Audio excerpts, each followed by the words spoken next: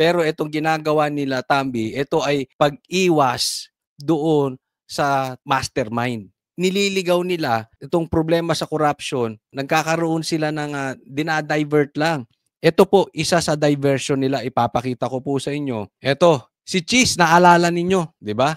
Si Cheese ang tinuturo dahil meron daw nag-donate sa kanya. Ito ang sinabi, Senator Cheese Escudero has filed manifestation before the COMELEC explaining that 30 million campaign contribution. Isipin mo, 30 million lang sinisilip dahil may nag-contribute sa kanya. Campaign contribution he received from a contractor during his 2022 senatorial. 30 million.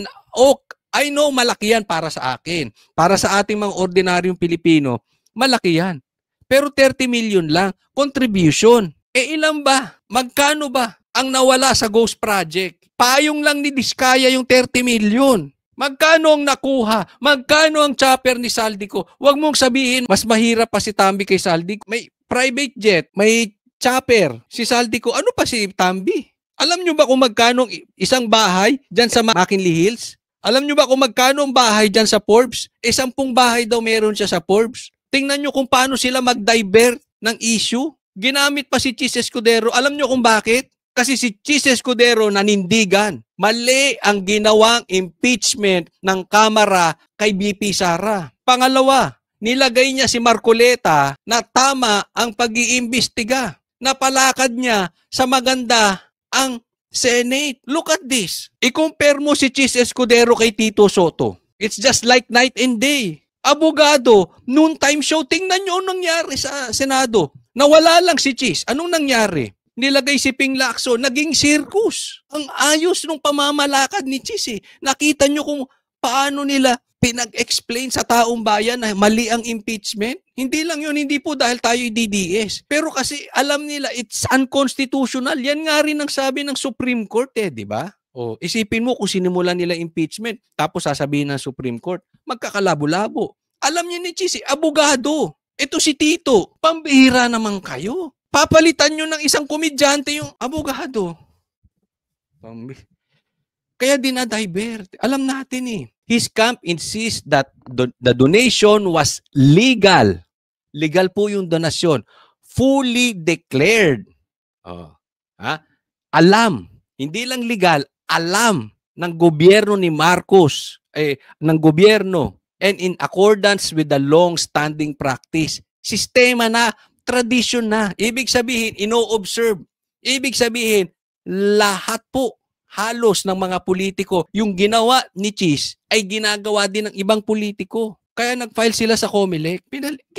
This is obvious. Kung si Cheese ba hinimod yung puwet ni Bongbong Marcos? Kung si Cheese ba hinimod yung puwet ni Tambi? Kung si Cheese ba ginaya yung pinklawan na kinain yung tae ni Marcos? Sa tingin niyo sisilipan si Cheese? Hindi. Dahil si Cheese nanindigan. Yan ang totoo dyan. Another diversion tactics lang yung ginagawa kay Cheese. Ang problema ninyo, malinis yung tao. Kaya hindi nyo madiin Isipin nyo, pati 30 million pinatulan nyo. Kung hindi ba naman kayo kaliwat kanang ungas, talagang noontime show yan. Pambira, Senado, ginawa nyong itbulaga animal. Di ba? Ito, tingnan nyo to. Kasi, tatandaan po natin. Ito, paalala ko Ito, malaki po na itulong nito sa akin. No? Sabihin na lang natin sa akin at sa mga kakilala kong kaibigan. Alam nyo, gawain po ng demonyo yan. Makinig po tayo mabuti. Ang demonyo, hindi niya kailangan gawing kang mamamatay tao. Hindi kanya kailangan gawing maging adik.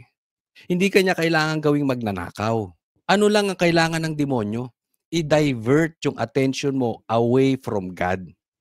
That is enough para magkaloko-loko yung buhay mo. Dahil may connection. If you have no personal relationship with God, okay na yan sa dyablo.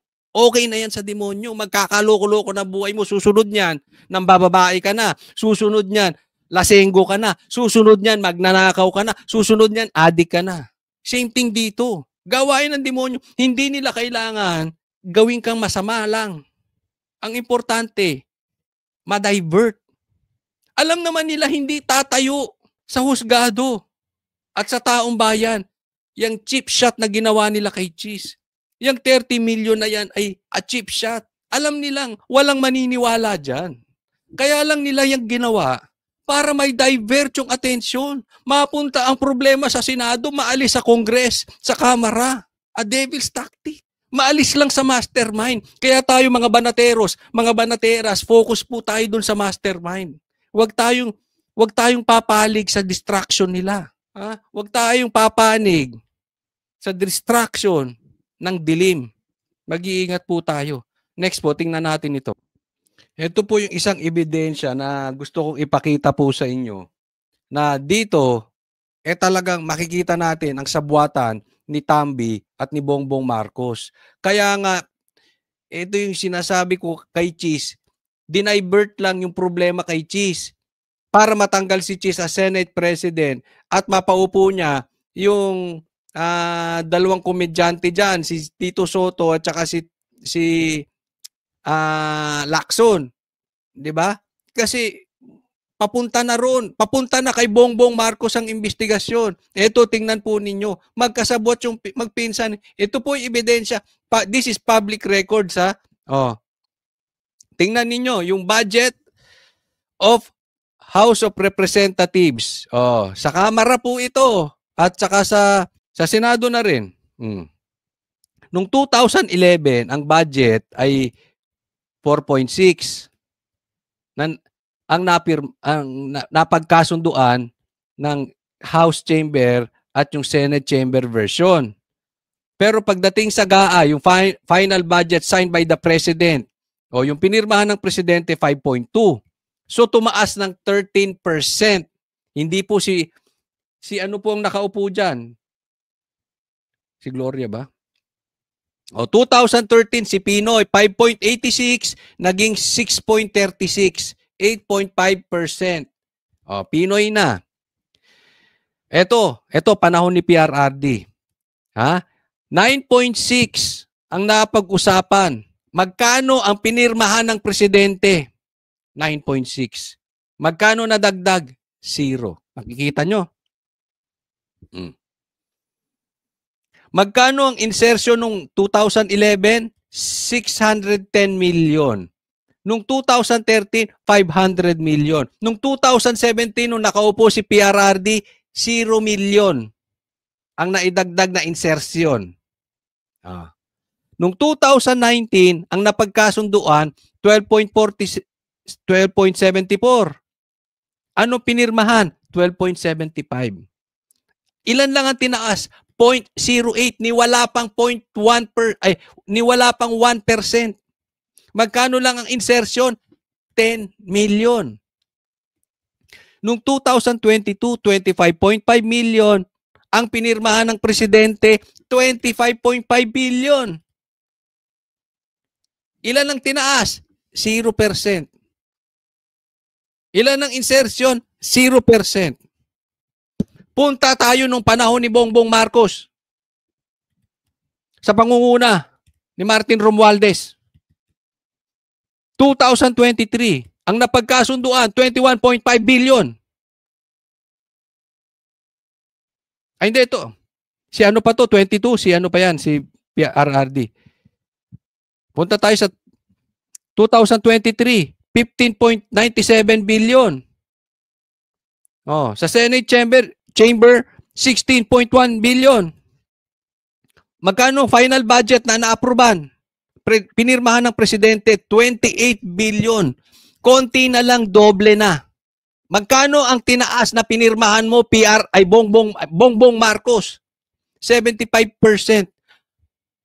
Billion. 75% ang itinaas. Magkano insertion? Ha? 12 billion. Nakita mo na? Ang difference mo kay PRRD? Pinirmahan mo yan. Sa pangunguna ng pinsan mo. 2024, 16 billion ulit. Magkano pinirmahan ng presidente? 28 billion. Ilan ang itinaas? 77%. Magkano ang in-insert mo? 12 billion ulit. Ganyan. Ha? Pinirmahan mo yung Bongbong Marcos.